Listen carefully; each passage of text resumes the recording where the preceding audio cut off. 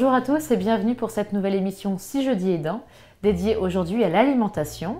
Et pour évoquer avec nous ce sujet, nous avons le plaisir de recevoir Marine Alexandre qui est diététicienne. Bonjour Marine. Bonjour. Alors certaines personnes ont tendance à penser qu'en vieillissant, il faut moins manger. Est-ce que c'est vrai ? Alors, il ne faut pas moins manger, il faut manger différemment. C'est-à-dire qu'il faut conserver 3 repas principaux avec un petit déjeuner, un déjeuner et un dîner. Et avec une collation aussi dans l'après-midi, c'est tout à fait possible. Les repas doivent être composés avec une source de protéines, de la viande, du poisson ou encore des œufs, des légumes, des féculents comme des pommes de terre, du riz ou du pain par exemple. Ne pas oublier la matière grasse qui est très importante. Donc pour la cuisson, on va plutôt privilégier l'huile d'olive. Mais par contre, pour les assaisonnements, on va plutôt privilégier les oméga 3, donc comme de l'huile de lin ou de l'huile de noix par exemple. Et en dessert, on prendra un produit laitier comme un yaourt ou un fromage et un fruit. Donc une soupe et un yaourt ne sont pas suffisants pour un repas du soir? Pas du tout. C'est important d'avoir une source de protéines pour le soir, donc soit du poisson, soit de la viande, soit des œufs ou même des légumineuses comme des lentilles par exemple. Et quels seraient les facteurs de risque de dénutrition chez son proche? Alors, la dénutrition, c'est un déséquilibre entre les besoins du corps humain et l'alimentation qu'on apporte. Et il existe de nombreux facteurs de risque, donc les maladies, les troubles neurologiques en font partie. Mais il y a aussi d'autres facteurs de risque comme les maladies, la grippe par exemple, les troubles bucco-dentaires qui peuvent limiter les prises alimentaires s'il y a des douleurs qui surviennent lorsqu'on mange. Il y a aussi les médicaments, la prise de médicaments qui peuvent diminuer l'appétit, voilà. Il y a aussi des troubles, par exemple la constipation, ça peut limiter les prises alimentaires et être un facteur de risque de dénutrition. Et donc justement, comment peut-on repérer les risques de dénutrition chez son proche? Quels sont les premiers signes avant-coureurs qui pourraient nous inquiéter en tant qu'aidants? Pour repérer les signes de la dénutrition, déjà le premier facteur, ça va être le poids. On va voir le poids sur la balance. Si le poids diminue, c'est un signe de dénutrition. Mais ça peut se repérer aussi à travers les vêtements, les vêtements qui deviennent trop grands, les grandes ceintures, les bracelets, les montres et les bagues qui flottent. Ce sont des signes de dénutrition, mais il y a aussi la baisse d'appétit. Donc l'appétit, lorsque la personne mange moins, on peut aussi supposer un risque de dénutrition. Et donc qu'est-ce qu'on peut faire si on constate un début de dénutrition chez son proche? Alors la première chose à faire, c'est de prévenir son médecin traitant pour qu'il puisse vous prescrire un bilan sanguin et évaluer le stade de la dénutrition. Dans ce cas-là, il pourra aussi vous prescrire des compléments nutritionnels oraux appelés CNO. En fait, ce sont des compléments qui sont enrichis en protéines et en énergie. Il en existe de différentes formes comme des boissons, des yaourts, des compotes, des biscuits. Et on peut les trouver en pharmacie grâce à une ordonnance. Si les compléments n'attirent pas trop, il y a moyen de les rendre plus attractifs? Alors oui, c'est vrai que les CNO ont un goût un peu particulier. Il est possible, pour donner envie de les manger, de les mettre par exemple dans des verrines avec des fruits ou bien en nappage sur un gâteau, ou même de les inclure dans des recettes. Donc ça peut être dans des quiches ou même dans des pâtes à crêpes, pâtes à gaufres, voilà. Et est-ce qu'il est possible aussi d'enrichir son alimentation autrement que par ces CNO, ces compléments nutritionnels oraux? Tout à fait, il est possible d'enrichir son alimentation, par exemple dans des salades, si on rajoute des dés de jambon, des œufs durs.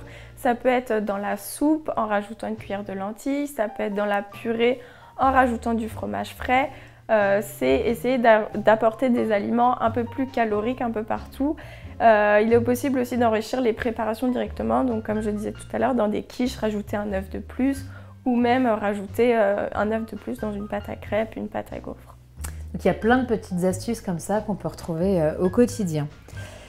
Comment ça se passe pour des personnes qui ont des troubles cognitifs? Est-ce qu'il y a des petits trucs et astuces pour faciliter les prises alimentaires?